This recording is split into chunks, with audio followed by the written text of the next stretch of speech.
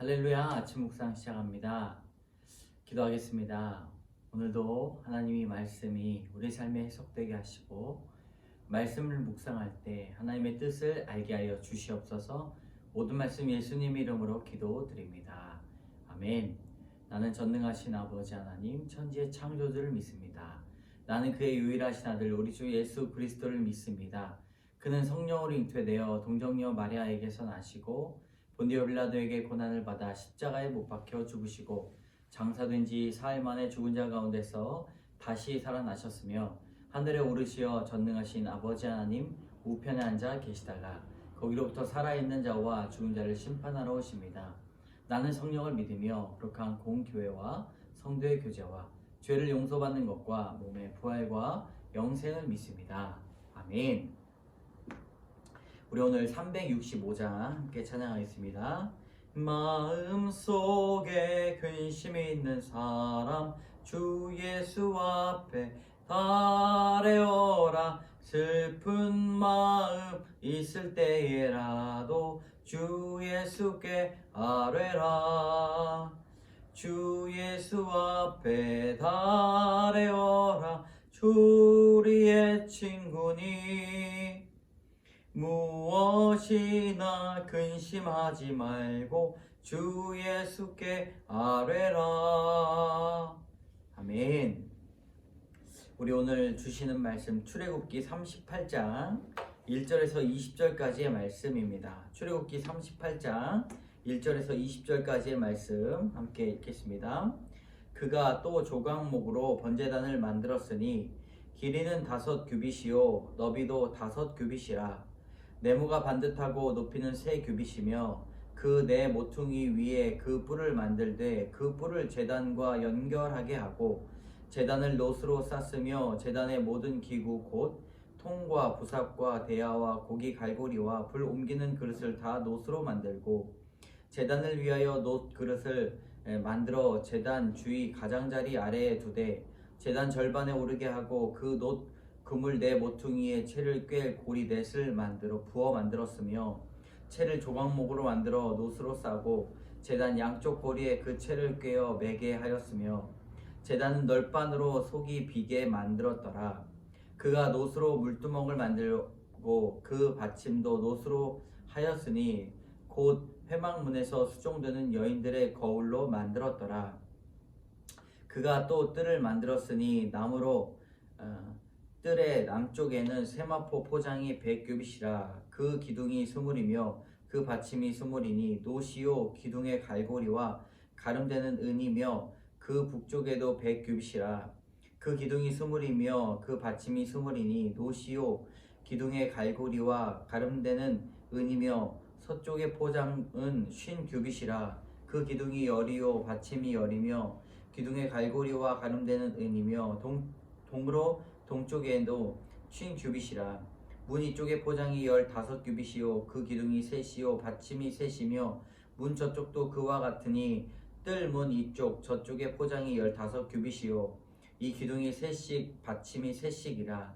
뜰 주위의 포장은 세마포요 기둥 받침은 놋이요 기둥의 갈고리와 가름되는 은이요 기둥 머리싸개는 은이며 뜰의 모든 기둥은 은 가름대를 꿰었으며 뜰의 휘장문을 청색 자색 홍색 실과 가늘게 꼰 배실로 수놓아 짰으니 길이는 20규빗이요 너비와 높이는 뜰의 포장과 같이 5규빗이며 그 기둥은 넷인데 그 받침 넷은 놋이요 그 갈고리는 은이요 그 머리싸개와 가름대도 은이며 성막 말뚝과 뜰 주위의 말뚝은 모두 놋이더라. 아멘. 오늘은 좀 복잡하죠? 이 번제단과 또 뜰을 만드는데 하나하나 이 사이즈를 말하고 있습니다. 이 부살렐이 조각목으로 성막들에 놓을 번제단을 만들었습니다. 그리고 그 재료가 무엇인가? 제단의 모든 기구도 놋으로 만들었습니다. 회막에서 수종드는 여인의 놋 거울로 물두멍을 만들었습니다. 그리고 동서남북에 기둥을 세워서 갈고리와 가름대를 연결하고 그리고 성막의 뜰을 포장하게 됩니다.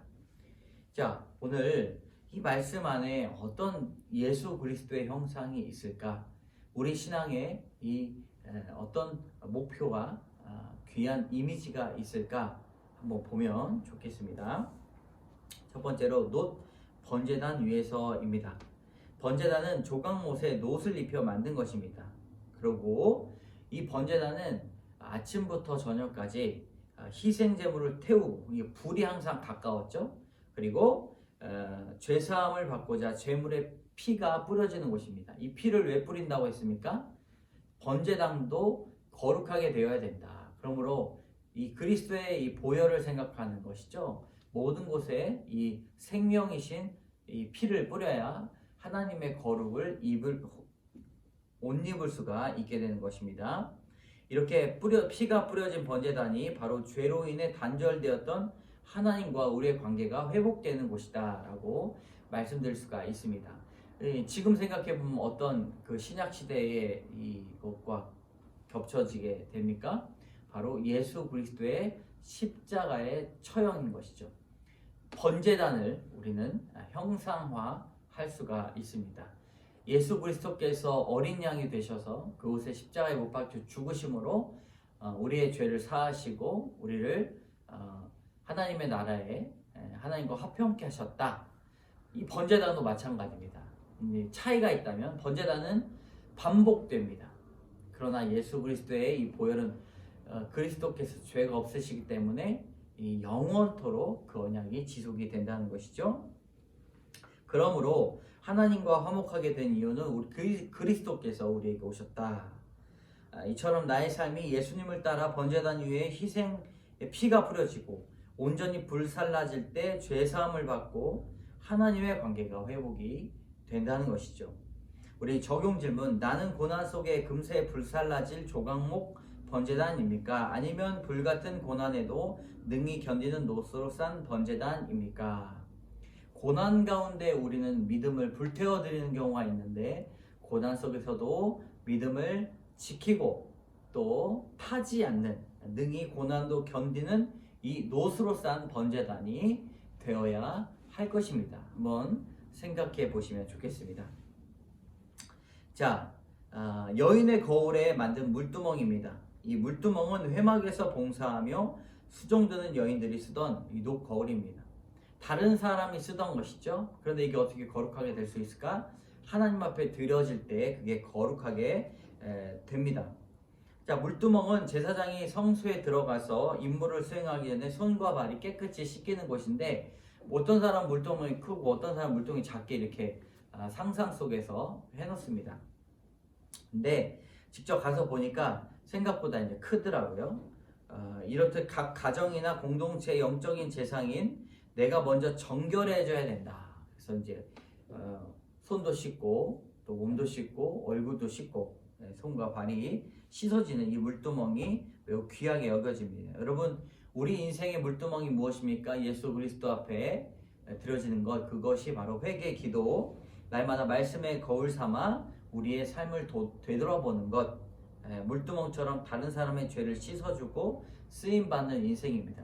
저도 오늘도 이 죄 가운데 살아가지만 어쩔 수 없는 나의 모습, 어쩔 수 없는 나의 생각과 나의 행위들이 하나님 앞에 드려지기를 원한다는 것이죠. 네. 이 말씀을 거울 삼아 살지 않으면 날마다 패배하고 날마다 죽게 되는데, 참으로 안타까운 인생으로 남지 말고 회개하며 돌이키는 삶 살아야 할 것입니다. 나 자신만 들어보았던 수치와 상처를 믿음의 공동체에서 나눌 때 내 인생이 다른 사람을 씻어주며 거룩으로 인도하는 물두멍이 됨을 믿습니까? 네.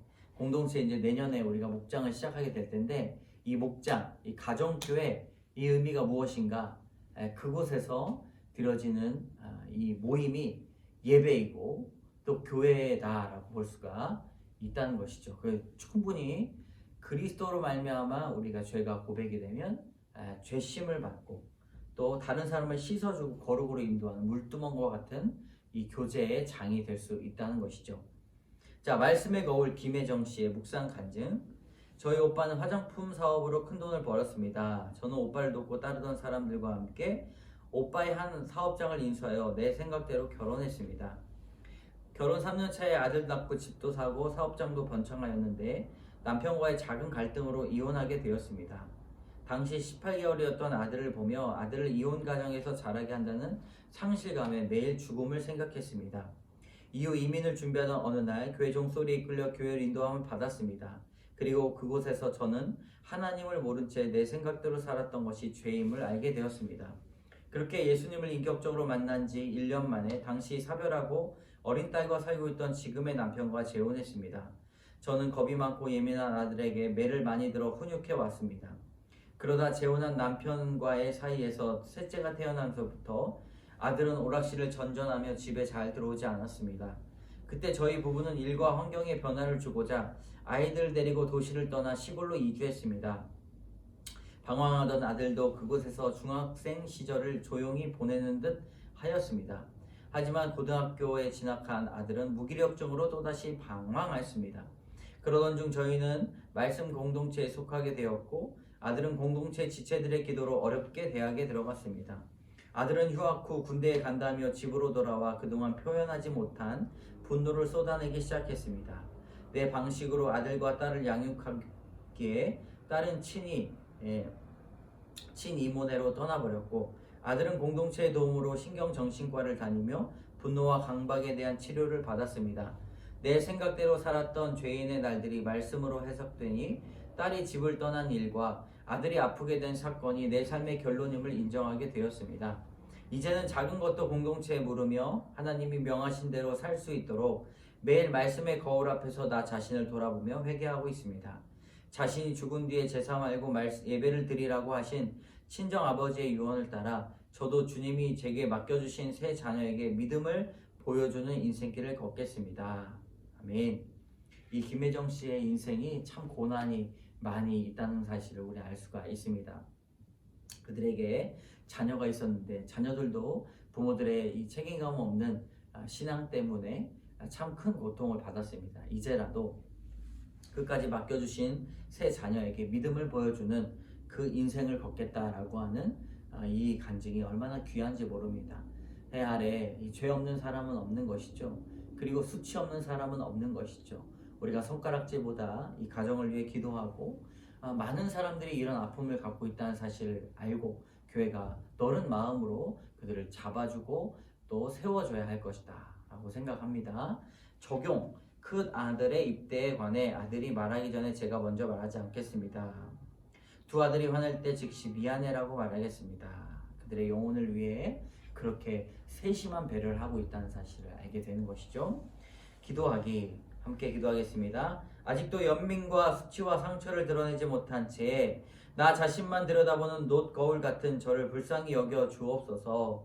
하나님, 놋 거울을 통하여서 날마다 말씀으로 회개되는 우리의 모습을 하나님께서 원하신다는 것을 우리가 알게 하시고 손과 발뿐만 아니라 우리의 마음과 심장과 우리의 머리를 생각을 씻어 주 앞에 거룩하게 나가는 우리 모두 되게 하여 주시옵소서. 모든 말씀 예수님 이름으로 기도드립니다.